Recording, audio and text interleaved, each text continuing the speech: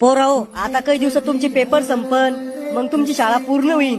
मग तुम्ही सगळे आपापल्या ठिकाणी निघून जासान. पण जे मित्र तुमचे वर्गात बनले ते मित्र तुमच्या जिंदगीत कधीच बनणार नाही.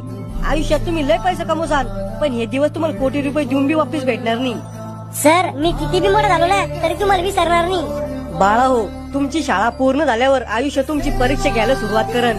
कधी तुम्हाला पाडन, कधी तुम्हाला रडवण, कधी तुम्हाला हसवण, कधी तुमच्या वयापेक्षा जास्त दुःख देईन.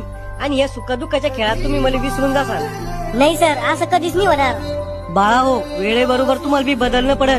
पण आयुष्यात कधी शाळेतला मित्र दिसला ना तर त्याला भेटा, त्याला बोला. कारण हे आयुष्य कधी संपन कोणाला माहित नाही. माझ्याकडून काही चुकला असन, मग एखादी गोष्ट कोणाला वाईट वाटली असन तर मला गुरु समजून माफ करा. गुरुचं कर्तव्य राहतं आपल्या विद्यार्थ्याला शिकवायचं. या समाजात आई वडिलांनंतर गुरुच असा व्यक्ती आहे ज्याला वाटतं आपल्या विद्यार्थ्यांना आपल्यापेक्षा पण मोठं व्हावं. गुरु रस्त्यासारखा राहतो, स्वतः कुठे जात नाही, पण विद्यार्थ्याला त्याच्या ध्येयापर्यंत पोहोचवतो. माझ्याकडून काही चुकला असेल तर मला माफ करा आणि तुमच्या येणाऱ्या भविष्यासाठी तुम्हाला हार्दिक शुभेच्छा.